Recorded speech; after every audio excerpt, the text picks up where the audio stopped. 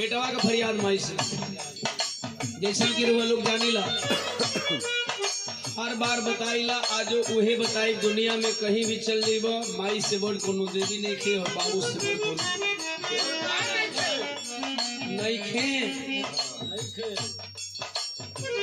बेटवा का फरियाद बा तारी से भैया फटले का डर न होके तो हल्का सा मीट बढ़ाई ना आवाज बांधो का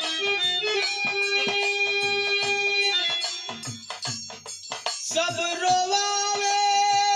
तू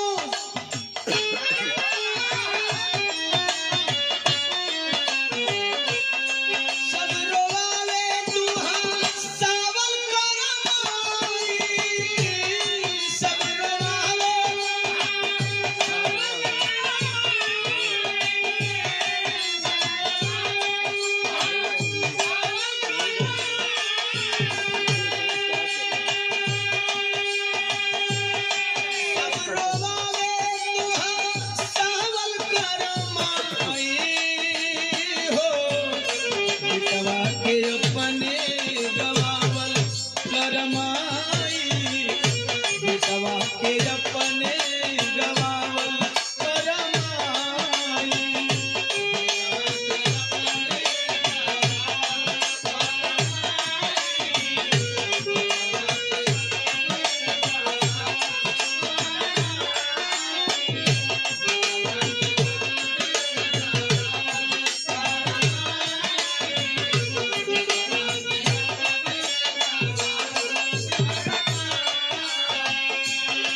रहुआ से ज्यादा कुछ ना चाहिए चाहिए का हमके रखी हा सजा के माई सरगम में साथ हो रसना कराग रहे सुर में आवाज हो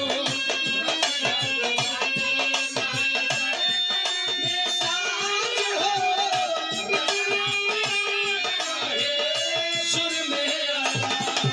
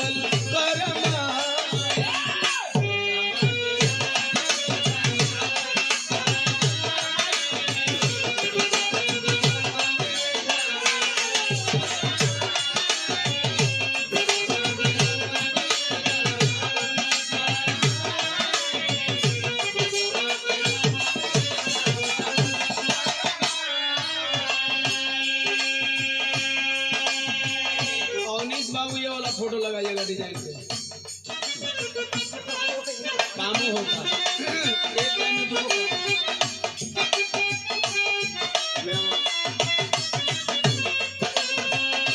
अपना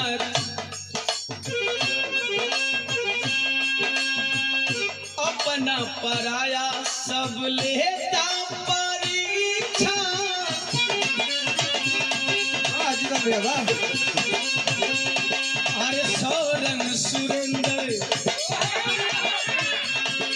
सौरंग सुरेंद्र के ना करी हाथ गाना मर्जी तोहार खाली चाहे दीवाना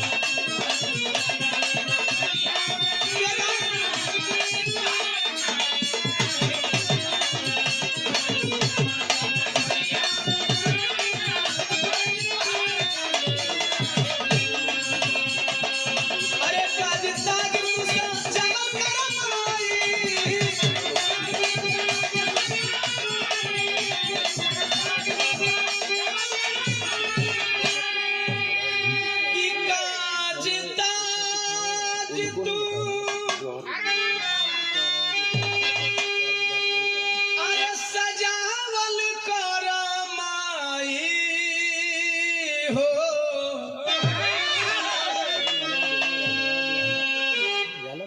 बिटवा के अपने गवावल करमाई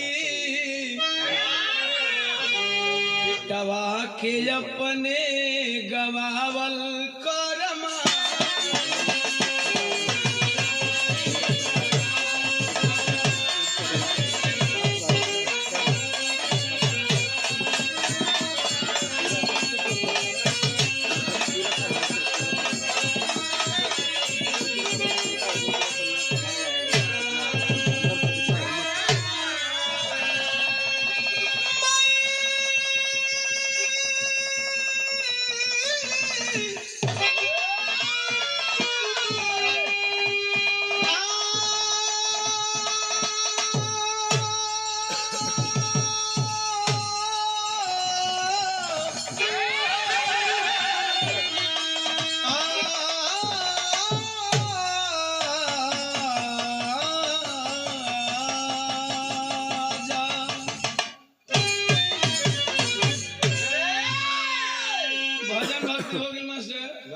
रोज रोज बिरहा चला था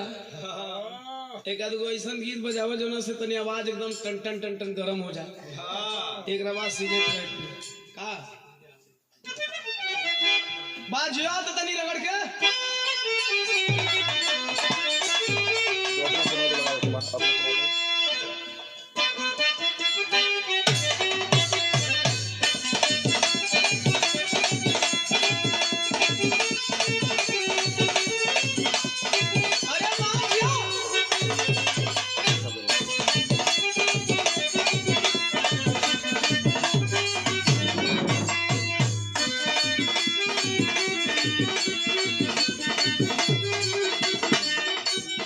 हमारी आईडी से लाइव देखे वाला भैया लोगन के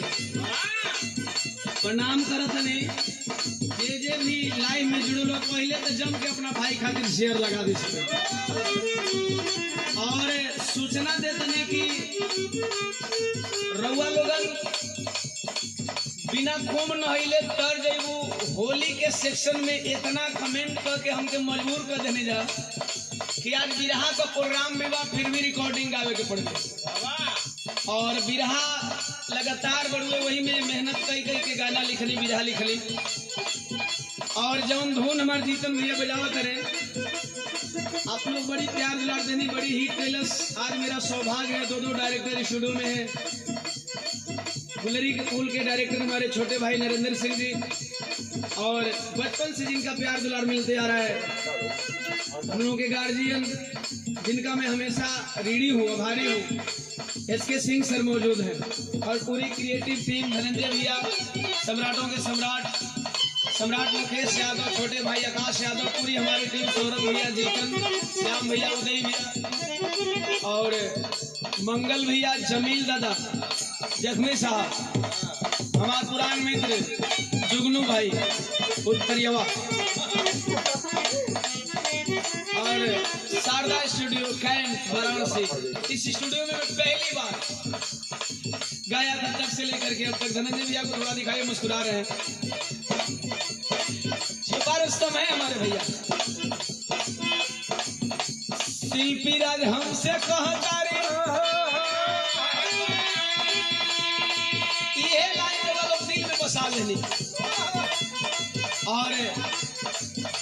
इस टाइम भोजपुरी जगत में शीर्ष में खड़ी है हमारी छोटी बहन शिल्पी राज ने गाया ए मोरे राजाऊ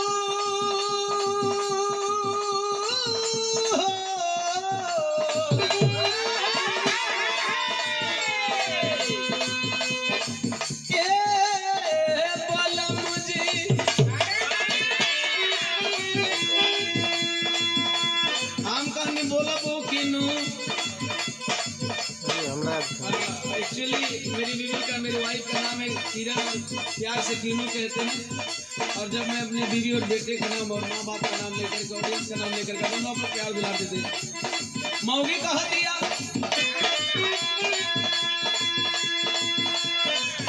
अरे छोड़ी गवन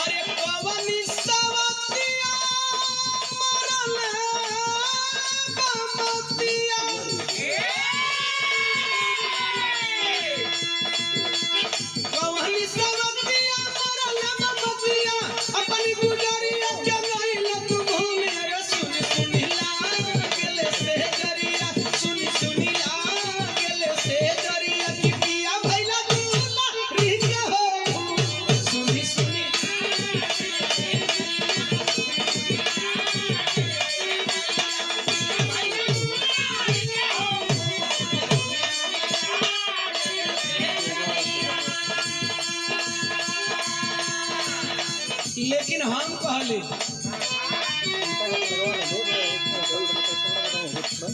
अरे दूरिया बनावे ले मजबूरिया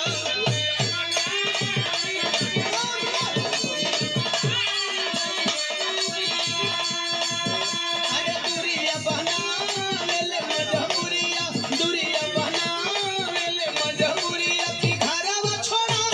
गेले हो दूरिया अरे घरवा छोड़ा गेले हो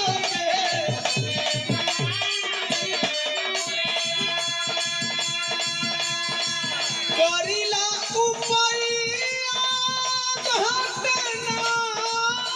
रुपैया करिला उपैया घाटे ना रुपैया छछनिला हमहु कर बियारा नि भेटी अरे धन तनी पूछ होला चरिया धन तनी पूछ होला चरिया की धारा पागल हो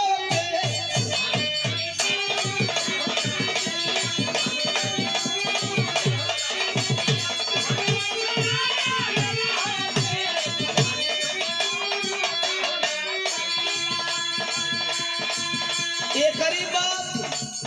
बैक टू बैक दूसरा गाना के भी खूब रवा लोग प्यार दुलार देते नहीं रील बनाए वाला भैया लोगन के भी सबके बहुत बहुत धन्यवाद। सच ये बा कि रवा लोग ट्रेंडिंग में लेला हमार गाना का प्रमोशन ना होला प्रमोशन के दौर में भी बिना प्रमोशन गाना रवा लोग ट्रेंडिंग में ला देते नहीं जितना भी रील बनावला हमारे भाई बहन बने सबके प्रणाम बा एकदम खांची खांची भर भर के प्रणाम हम कहनी मौगी कह दिया दूसर का बैक टू बैक लाइट दो भाई लाइट दो कौन हिला दो देखिए जख्मी सर क्या हुआ हाँ मौगी कह दिया केहू के डायरेक्टर साहब बैठे हमारे नरेंद्र भाई और एक्ट्रेस रिया प्रजापति क्या कमाल की एक्ट्रेस है भाई लड़की जो कीजिए तो बनल रहा रिया यही तरह एक्टिंग करके लुटल कर पूरी भोजपुरी जगत के जिया अरे पोरे पोरे टूटला कोरी होइया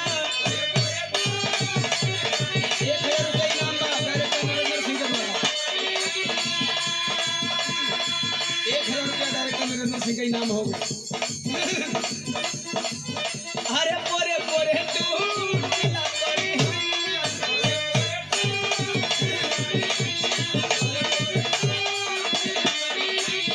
लाइव वाला भैया लोग कंजूसई करत बा शेयर कम करत हम जाना तानी जान के शेयर कर लो अरे मार बात भाई तो ही लोग हमार भगवान बड़ो तू ही लोग कुछ देले बड़ो शेयर कर चाप के अरे पोरे पोरे टूटला कोरी होइया पोरे पोरे टूटला कोरी होइया की बड़ा बका सहिया पोरे पोरे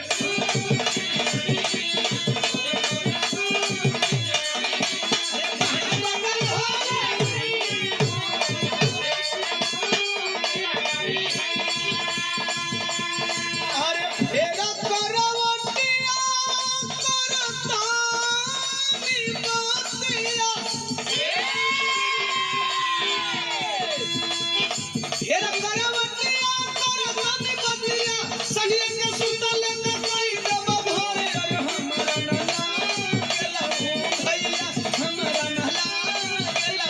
भैया की बड़ा बकला सहिया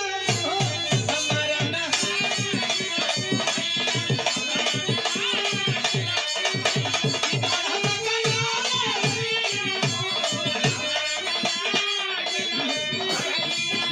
बाहर गुलरी के फूल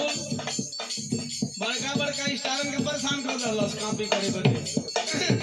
होलियो में हमरा लगे 5-7 वो कुल स्टार कॉपी कर ही बड़ा जेके निक लागत धुन से गावे भैया मैं मैटर ना बराबर होके के चाहिए। धुन को रहे कोनो मैटर गावे, कोई हमसे कोनो कंट्रोवर्सी से लेना देना नहीं बा। अगर धुन प्यारा बा त का धनंजय भैया सब गावे लाइन ना मिले के चाहिए, और वो पंच लाइन तो एकदम ना मिले के चाहिए, पंच लाइन तो एकदम ना मिले के चाहिए, कोनो ना मिले के चाहिए, नहीं तो फिर खैर नहीं खेलेगा। धुन गावा लोग निक आई सुना हम कहानी। अरे धनी का घुमा करवटिया, धनी का घुमा,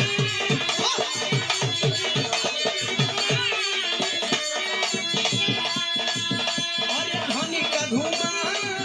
करवटिया, धनी का घुमा करवटिया की रतिया के खटिया भरी हो सो, धनी का घुमा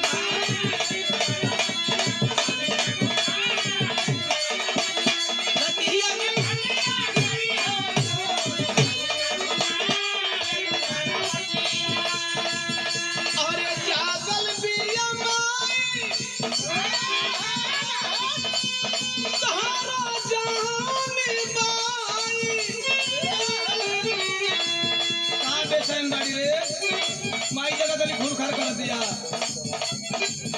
और ये धार हो जानी माई जगह दिया माई बारी दिया बतिया उकली हिया गो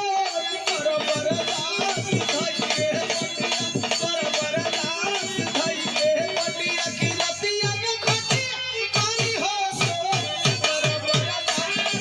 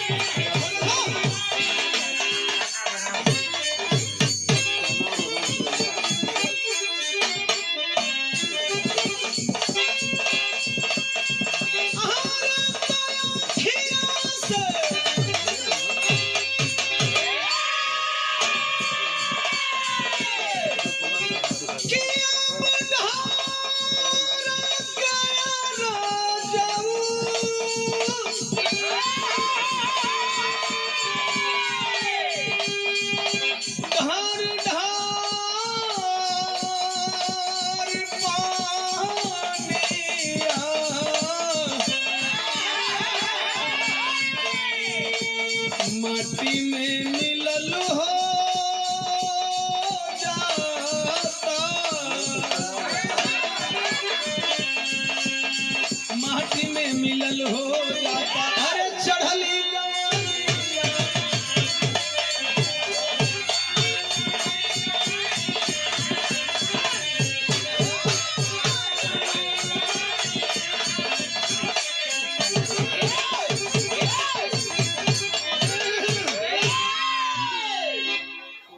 एक लाइन कव्वाली हो जान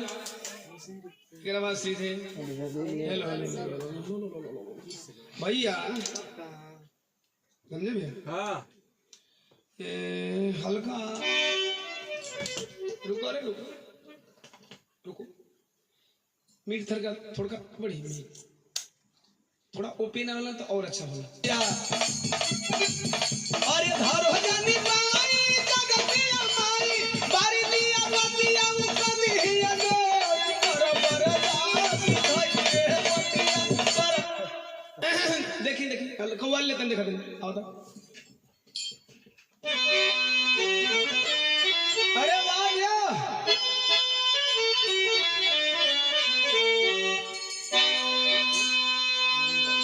लय दो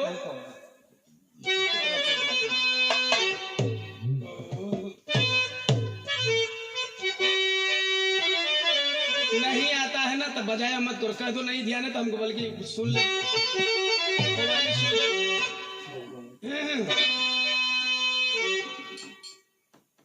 अगर तुम बे नकाबा कयामत की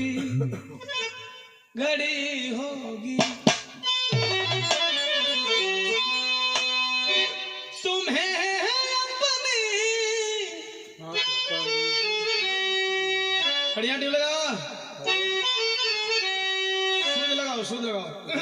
तारा के हाय लिख के भेजा कि तुम्हें अपनी 80 90 61 पड़ी होगी हमें अपनी पड़ी होगी अगर तुम बेनकाबा हो कयामत की घड़ी होगी अगर तुम बेनकाबा हो कयामत की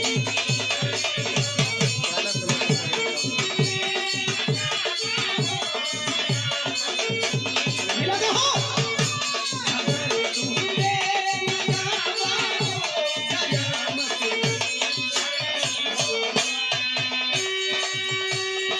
तुम्हें अपनी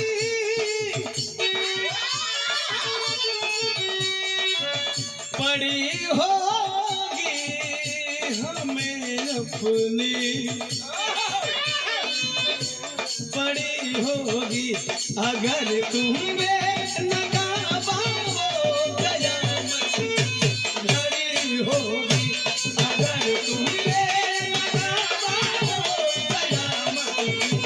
घड़ी हो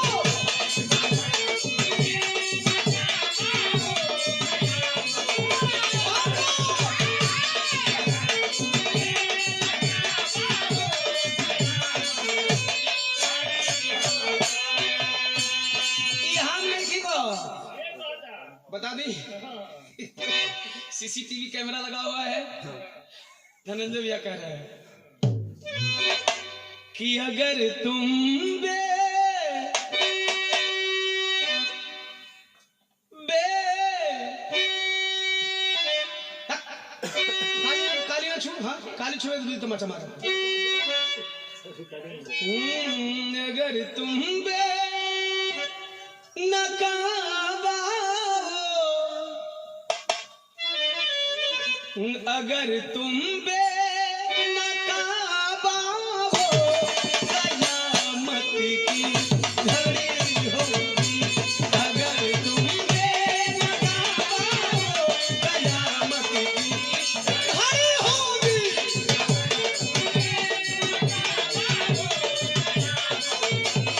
और बताओ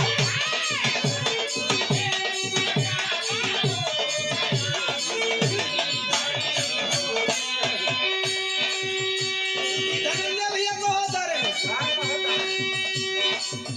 तुम्हें अपनी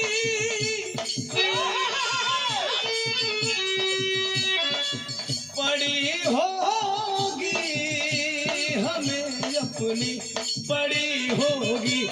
अगर हाँ हाँ एकदम हाँ देना होता नहीं भैया तुम्हें अपनी पड़ी होगी हमें अपनी पड़ी होगी अगर तुम बेनकाबा हो कयामत की घड़ी होगी अगर तुम बेनकाबा हो कयामत की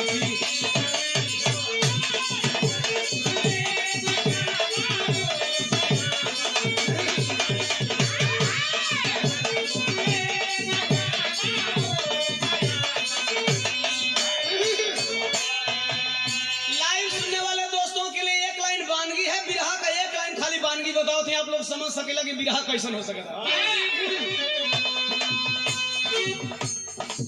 बिना खून नहीं ले तर्जमों के कमेंट सेक्शन में इतना लोगों ने परेशान कर दिया भैया गाइए इसमें बिरहा गाइए पापी मन को तीर छोड़ रहा हूँ शब्दों का बाढ़ है पाखंडियों से तो रुकेगी नहीं ये तीर पापी मन को करो चंगा नहाना छोड़ दो गंगा पापी मन को करो चंगा नहाना छोड़ दो